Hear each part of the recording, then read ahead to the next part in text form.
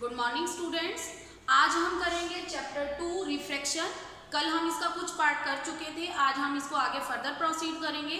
कल हमने किया था रिफ्रैक्शन क्या होता है, लॉज ऑफ रिफ्रैक्शन क्या है हमारा, जिसके अंदर हमारा स्नेल्स लॉ था जो इम्पॉर्टेंट था। इसके बाद एब्सोल्यूट रिफ्रैक्टिव इंडेक्स और नेक्स्ट हमने किया था प्रिंसिपल ऑफ रिवर्सिबिलिटी। एक बार मैं शॉर्ट में तुम्हें स्नेल्स लॉ दोबारा से बता देती हूँ।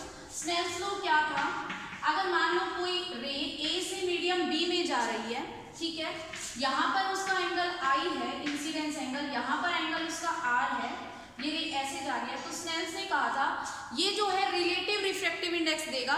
ठीक है, रिलेटिव रिफ्रैक्टिव इंडेक्स क्या, किसका, जहां पर रे पहुंची है उसका refractive index of medium B, किसके रिस्पेक्ट में, दूसरे मीडियम के रिस्पेक्ट में, यानी ए के रिस्पेक्ट में, जहां पर पहुंची उसका refractive index with respect to medium A is equal to angle sine I, मतलब जहां से रे चली है, एंगल कहां से स्टार्ट करेंगे, जहां से रे चली है, अपोन में साइन आर, जहां पर रे हमारी पहुंच रही है वो वाला एंगल, ऊपर मतलब जहां से चली है वो वाला एंगल और नीचे जहां पर पहुंच रही है वो वाला एंगल, और रिफ्रैक्टिव इंडेक्स में उल्टा, मतलब जहां पर पहुंची उसका रिफ्रैक्टिव इंडेक्स दूसरे मीडियम के रिस्पेक्ट में। ये है हमारा स्नेल्स लॉ। आगे अब हम इसको डिस्कस करते हैं, इसको हम अप्लाई करेंगे अगले डेरिवेशन में, जो कि हमारा डेरिवेशन है रिफ्रैक्शन थ्रू मल्टीपल मीडिया, मतलब एक से ज्यादा मीडिया हो गए हैं तो उसमें से रिफ्रैक्शन कैसे होगा। तो ये है हमारा रिफ्रैक्शन थ्रू मल्टीपल मीडिया। इधर क्या है, हमने 3 मीडियम ले लिए ए बी सी, हो सकता है ये डेंसर हो ये रेयर हो सकता है इन दोनों के कंपैरिजन में ये डेंसर बन रहा हो ये रेयर बन रहा हो। मतलब क्या होता है इसके अंदर, हम जो लेते हैं हम रिफ्रैक्शन अलग अलग, मतलब ये हमें पता है कि ए और बी डिफरेंट है, इसका मतलब रे या तो हो सकता है टुवर्ड्स द नॉर्मल जाए, हो सकता है अवे फ्रॉम नॉर्मल जाए, दोनों बातें हो सकती है ना। ठीक है, तो हम ये मान के चल रहे हैं जो ए है, ए और बी के कंपैरिजन में ए जो है लेस डेंस है, इट मीन्स ए जो है रेयर है, रेयर है लेस डेंस है, इसका मतलब इसमें जो रे है ज्यादा दूर जाएगी, और बी इसके कंपैरिजन में डेंस है, यानी जो इसके कंपैरिजन में डेंस है तो यहाँ पर रे जो है स्पीड कम हो जाएगी बी में, रे जो है टुवर्ड्स द नॉर्मल जाएगी। ठीक है, तो हम इस अकॉर्डिंग ले रहे हैं, अपनी तरफ से कुछ भी ले सकते हैं, मैंने ये लिया है ए जो है हमारा रेयर मीडियम है बी के कंपैरिजन। ठीक है, तो यहाँ पर अगर यहाँ से रे जो आएगी टुवर्ड्स द नॉर्मल हो जाएगी, तो मैंने ये लिया आई और ये ले लिया R1। अब ये रे ऐसे जाएगी, अब दोबारा मीडियम चेंज हो रहा है, फिर दोबारा रिफ्रैक्शन प्रॉपर्टी फॉलो होगी, ये नॉर्मल के साथ कुछ एंगल बनाएगी, अगर ये R1 है तो ये एंगल भी क्या होगा R1, ये वाला एंगल R1 है तो ये वाला एंगल भी क्या होगा हमारा R1। ठीक है, इट मींस ये हमारे जो है अल्टरनेट एंगल है। ठीक है, अब मैं ये मान रही हूँ यहाँ से जब रे यहाँ आ रही है, ये देखो पहले हमने लिया था ये इसके कंपैरिजन में डेंस है। ठीक है, अब मैं दोबारा ये मान रही हूँ ये डेंस मीडियम है ये रेयर मीडियम है, मतलब इसकी डेंसिटी जो है इसके कंपैरिजन में क्या है, इसकी ज्यादा है और इसकी कम है, इसकी कम है डेंसिटी, मतलब इसका रिफ्रैक्टिव इंडेक्स क्या है, कम है, इसका रिफ्रैक्टिव इंडेक्स कम है तो यहाँ पर स्पीड क्या होगी, ज्यादा होगी, स्पीड ज्यादा होगी तो यहाँ पर जो रे जाएगी वो अवे फ्रॉम नॉर्मल। हम किसी अकॉर्डिंग में ले सकते हैं, इधर से इधर आओ बैंड दिखा दो, इधर से इधर दिखाओ आओ और बैंड दिखा दो, ये भी हो सकता है। तो देखो ये R1 था, मैंने इधर एंगल बना दिया, पहले एंगल R1 था, बाद में जो हो गया R2 हो गया। ठीक है, R2 हुआ, अब दोबारा ये जो है इसका मीडियम चेंज हो रहा है, मान लो यहाँ एयर है तो यहाँ पे भी एयर होगी ना, यहाँ पर मीडियम ए ही ले रहे हैं हम, और यहाँ पर अब एंगल कौन सा दें, यहाँ पर तो हमारा हो गया R2, अब यहाँ पर एंगल कौन सा दें, हमें क्या पता भाई क्या एंगल दें हम, देखो यहाँ पर एंगल कौन सा देंगे हम, मान लो ऊपर भी ए है नीचे भी मीडियम ए है, तो हमारा मीडियम तो चेंज हुआ नहीं, रे जैसे जा रही है वैसे ही नीचे आ जाएगी जैसे ऊपर चली, ऊपर जितना एंगल नीचे भी उतना एंगल। ठीक है ना, तो यहाँ पर अगर आई एंगल है तो नीचे भी एंगल क्या हो जाएगा, वैसे मैं इसको ई लिख देती हूँ लेकिन ई किसके इक्वल होगा, ये आई के, ये एंगल और ये एंगल क्या होंगे, सेम। ठीक है, तो ये हमने इसका डायग्राम कर लिया। अब हम धीरे धीरे इस पे स्नेल्स लॉ लगाएंगे स्टेप बाय स्टेप। पहले हमारी रे जा रही है ए से बी में, रे कहां से जा रही है, ray travel from A to B, A से बी में रे जा रही है। ठीक है, ए से बी में जा रही है तो स्नेल्स लॉ ने क्या कहा था, ये किसका रिफ्रैक्टिव इंडेक्स देगा, ए से बी में जा रही है ना, यानी बी का refractive index with respect to A क्या होगा, वो यहाँ पर जहां से चली वो वाला एंगल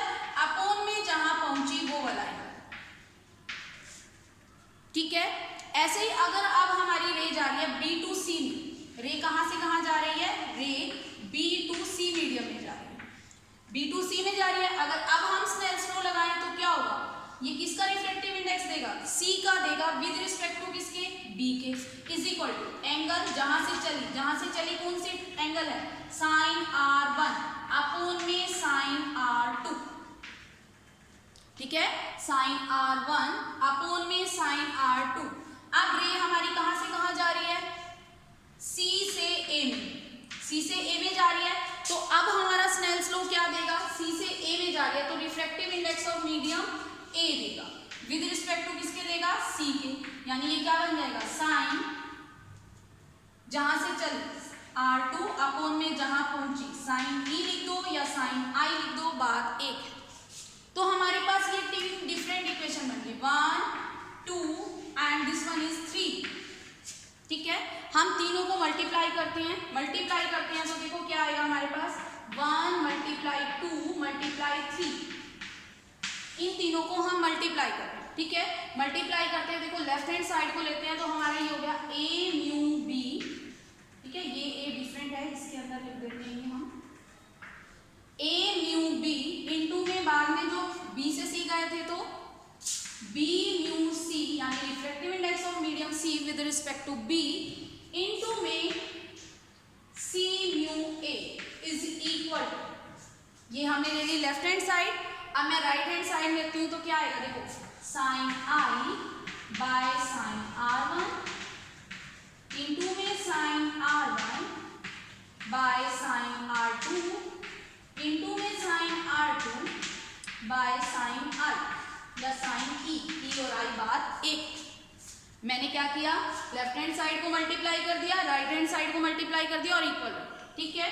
I से I कैंसिल, R1 वाले एंगल से R1, R2 वाले से R2, यानी A म्यू B इनटू में B mu C is equal into में C mu A is equal to क्या हो गया, 1 आ गया। तो मैं यूं लिख सकती हूँ A म्यू B इनटू में B mu C is equal to 1 by C mu A, ठीक है। तो मैं लिख देती हूँ इसको A म्यू B इनटू में B mu C is equal to A mu C, ये हमारे पास रिजल्ट आ गया जो कि इंपॉर्टेंट है। अब ये कैसे लिखा, 1 बाय C म्यू A को मैंने A म्यू C लिख दिया, कैसे लिखा, लास्ट टॉपिक में हमने किया था प्रिंसिपल ऑफ रिवर्सिबिलिटी, उधर यही तो आया था A mu B is equal to 1 by B mu A, तो मैंने यही किया इधर 1 by C mu A is equal to A mu C, ठीक है। तो ये रिजल्ट हम यूज करेंगे, मतलब अगर हमारे पास देखो फर्स्ट सेकंड, याद करने का तरीका फर्स्ट सेकंड सेकंड थर्ड 1, देखो 1 2 2 3 1 3, ठीक है। अब मेरे पास तीन मीडियम दे रखे हैं, देखो इस रिजल्ट को याद रख लेना, A म्यू B फिर B म्यू C फिर A mu C is equal to, ठीक है। अब मैं इसी का यूज करती हूँ, देखो कैसे,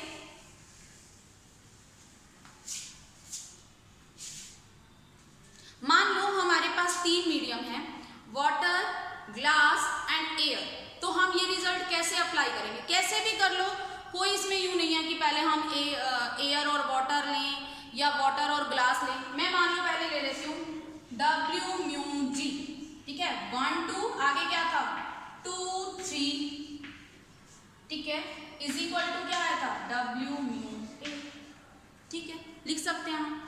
या फिर इसी को दूसरी फॉर्म में लिखूं, मान लो किसी ने पहले ले लिया A म्यू G, एयर और ग्लास, अगला क्या बनेगा ग्लास, ग्लास के साथ नेक्स्ट कौन सा है वाटर रह गया, और यहाँ पे क्या आ गया A म्यू।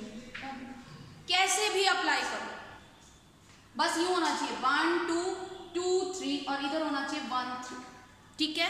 हम कैसे भी अप्लाई कर सकते हैं इसको। अब हम करते हैं हमारा next topic lateral shift. Lateral shift क्या होता है हमारा, लेटरल शिफ्ट है the perpendicular distance between the incident ray and emergent ray is known as lateral shift. अब देखो ये कैसे होता है, मान लो ये हमारे पास ग्लास स्लैब है, मैं इधर से इस डेफिनेशन को कंपेयर करके बताऊंगी। ये ग्लास स्लैब है जिसकी थिकनेस हमें कितनी दे रखी है, T दे रखी है, ठीक है। यहाँ से कोई रे चलती है एयर से, तो एयर से ग्लास स्लैब में आएगी, मतलब रेयर से डेंसर में आ रही है, रेयर से डेंसर में आ रही है, तो ये मैंने दे दिया एंगल I, और मुझे पता है R जो होगा इसके कंपैरेटिवली कम होगा, क्योंकि क्योंकि रेयर से डेंसर में आई है, ये मैंने दे दिया R। ठीक है, अब देखिए इस रे को मैंने एक्सीड कर दिया, रीजन तुम्हें बाद में पता लग जाएगा इसी में, और ये रे ऐसे आ रही है और दोबारा मीडियम चेंज हो गया। अब ये बाहर जाएगी तो मीडियम चेंज हो रहा है, कौन सा मीडियम आ रहा है, यही वाला मीडियम आ रहा है, बाहर एयर आ रहा है, तो इधर जो इमर्जेंट एंगल बनेगा यानी ये जो है अवे फ्रॉम नॉर्मल जाएगी, और ये हो गया हमारा एंगल E, या जिसको हम I भी बोल सकते हैं, E और I इक्वल है। ठीक है, अब हमारा क्या है, लेटरल शिफ्ट क्या होता है, perpendicular distance between incident ray emergent रे। ये हमारी इंसिडेंट रे है, ये देखो मैं इसको फर्दर एक्सीड कर देती हूँ, ये हमारी इंसिडेंट रे है। ठीक है, इंसिडेंट रे है ना,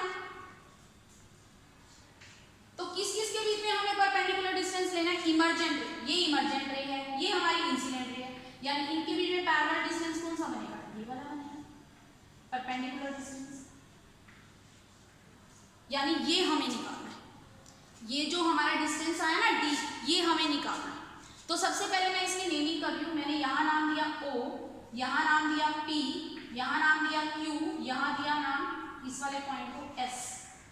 ठीक है, अब मुझे ये D निकालना है, D, तो ये D कौन सी ट्रायंगल में आ रहा है, सबसे पहले तो यही देखेंगे, ये आ रहा है OQS में, OQS में अब ये एंगल कितना कौन सा है भाई, ये क्या है I, अगर ये I है तो ये पूरा भी क्या है I है। ठीक है ना, वर्टिकली अपोजिट हो गए, अगर ये पूरा I है, इसमें से ये R चला गया तो यहाँ कितना बचा I माइनस R, ये एंगल हो गया हमारा I माइनस R, जो कि हमारा आ रहा है ट्रायंगल OQS के अंदर। अब OQS के अंदर D है तो हमें यही ट्रायंगल यूज करनी चाहिए, ट्रायंगल OQS। OQS में आप कौन सा एंगल लें भाई, देखो एक साइड तो हमें यही लेनी है, दूसरी साइड कौन सी लें, अब दूसरी साइड OS लेती हूँ तो OS तो मैं नहीं डिटरमाइन कर सकती, कैसे डिटरमाइन करूंगी, कोई सॉल्यूशन नहीं है, लेकिन मैं अगर OQ ले लूँ तो OQ साइड को मैं इस ट्रायंगल की हेल्प से निकाल सकती हूँ, क्योंकि इस ट्रायंगल में OP हमें गिवन है, तो मैं क्या ले रही हूँ, एक QS ले रही हूँ इधर से और एक OQ ले रही हूँ, तो QS क्या है, इस ट्रायंगल की परपेंडिकुलर है, और OQ क्या है, इस ट्रायंगल का हाइपोटेन्यूज है। ठीक है, तो परपेंडिकुलर और हाइपोटेन्यूज से जो हमारा फॉर्मूला बनता है वो होता है साइन, एंगल क्या है I minus R, sine I minus R is equal to perpendicular, perpendicular क्या है हमारा QS अपॉन में हाइपोटेन्यूज, हाइपोटेन्यूज क्या है OQ, हमें तो QS चाहिए, यानी QS की वैल्यू इधर से क्या आ गई OQ sine I minus R। इतना हमें क्लियर हो चुका है, अब हमें चाहिए OQ।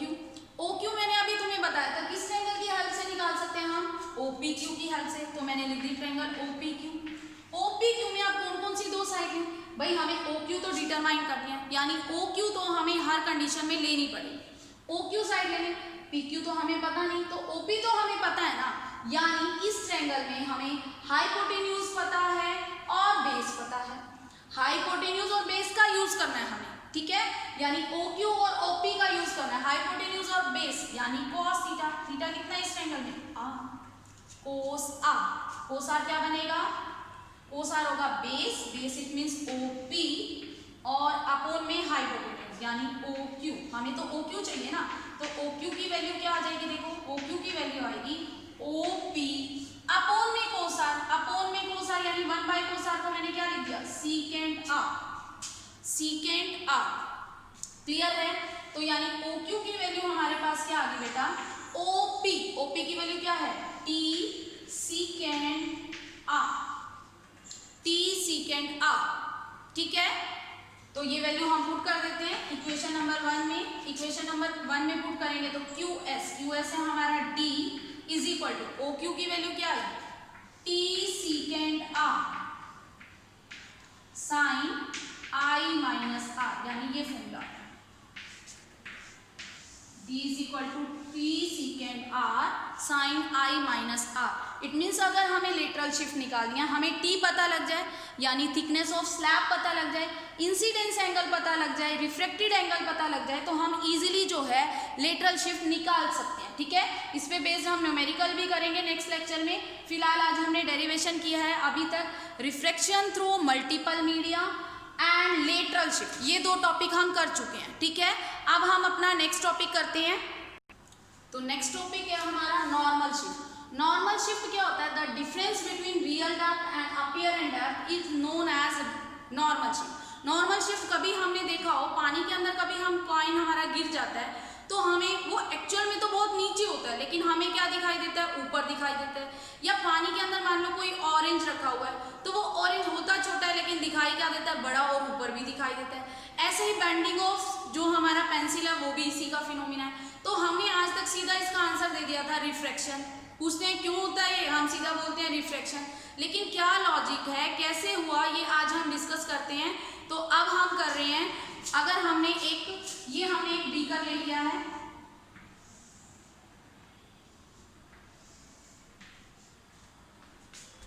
ये हमने एक बीकर लिया, बीकर के अंदर ये हमारा कॉइन है, ठीक है। अब यहां से रे जाएगी, ये हमारी रे गई, ठीक है। रे ने इसके साथ नॉर्मल के साथ क्या एंगल बनाया? आई। यहां से हमारी रे गई और इसने एंगल बनाया आई, और ये क्या हो जाएगी? अब ये क्या हो जाएगी? अवे फ्रॉम नॉर्मल, क्योंकि ये एयर में जा रही है, यानी डेंसर से रेयर में जा रही है, तो वो क्या हो जाएगी? Away from normal. तो ये एंगल हमारा बन गया आर। अब ये रे की अपीयरेंट पोजीशन कहाँ पे दिखाई देगी? देखो अगर मैं इसको सीधा एक्सीड करती हूँ तो ये यहाँ पे दिखाई देगी, यानी ये जो पॉइंट है हमें यहाँ दिखाई देता है। एक्चुअल में ये यहाँ पर है लेकिन दिखाई कहाँ देगा? यहाँ दिखाई देगा। वो तुम्हें दिख गया किसकी वजह से? अपीयरेंट रे की वजह से, जो मतलब रिफ्रैक्शन की वजह से हुई, रिफ्रैक्शन फिनोमिना की वजह से, ठीक है। तो ये हमारे जो है पहले पॉइंट यहाँ था लेकिन हमें दिखाई कहाँ दे रहा है? यहाँ दे रहा है। हमने इन दोनों को ज्वाइन कर दिया, एक्चुअल में वो यहाँ था लेकिन दिखाई यहाँ दे रहा है, तो ये जो डिफरेंस है इसी को ही हम बोलते हैं नॉर्मल शिफ्ट। वो उसका जो अपीयरेंट रियल डेप्थ है वो तो है ए बी, ठीक है, लेकिन वो दिखाई कहाँ पे दिया? किस डेप्थ पे? ए डी वाली डेप्थ पे। तो नॉर्मल शिफ्ट क्या हुई? A B minus A D, यही तो हुई। चलो हम इसका डेरिवेशन करते हैं। तो हम डेरिवेशन में सबसे पहले हमने देखा नॉर्मल शिफ्ट क्या है? A B minus A D. तो ए बी मैंने कॉमन ले लिया, 1 minus A D by A D. अब हम लगाते हैं स्नेल्स लॉ। अगर ये एंगल आई था तो ये वाला एंगल भी क्या बनेगा हमारा? आई बनेगा, आई बनेगा। अगर ये आई है तो ये भी क्या बनेगा हमारा? आई बनेगा। अब ये आर है तो ये वाला एंगल भी क्या होगा? आर होगा कॉरेस्पॉन्डिंग। ये आई है, ये आई, तो अल्टरनेट एंगल, ठीक है।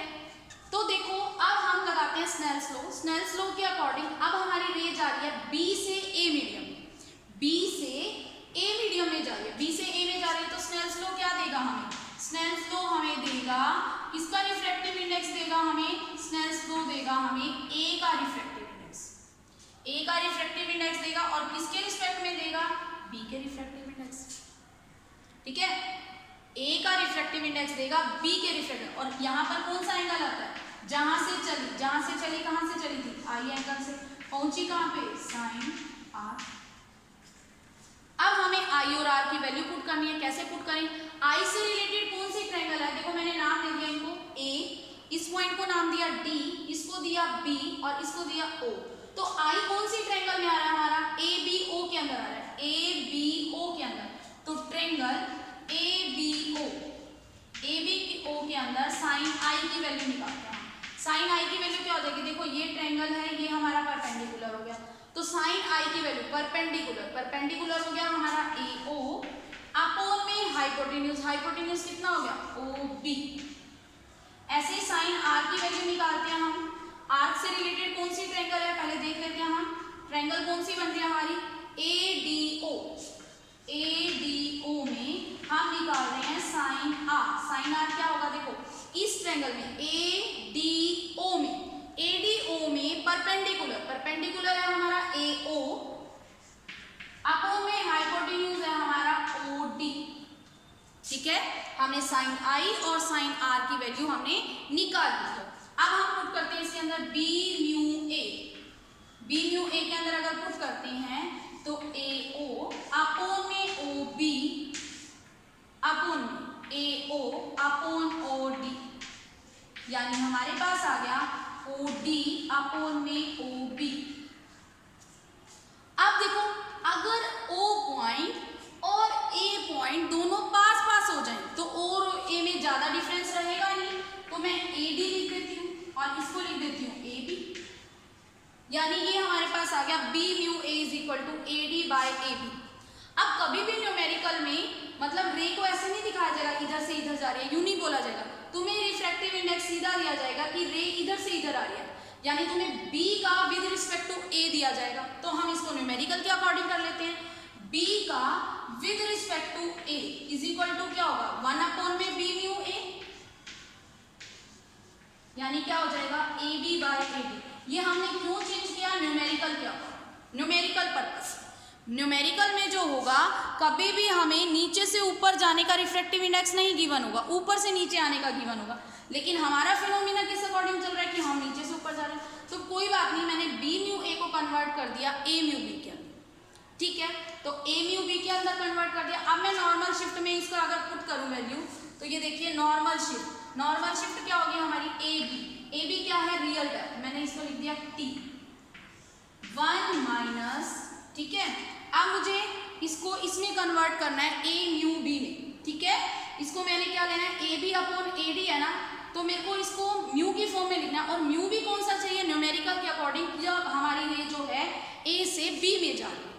ठीक है, हमारी रे कहाँ से कहाँ जा रही है, ए से बी में जा रही है। तो ए से बी में जा रही है तो मतलब मुझे चाहिए refractive index of medium B with respect to ए।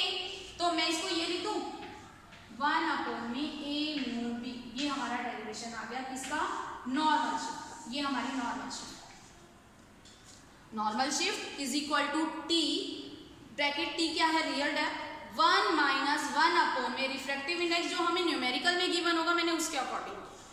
ठीक है, तो आज हम इतना ही करेंगे, नेक्स्ट लेक्चर में हम इससे रिलेटेड न्यूमेरिकल करेंगे।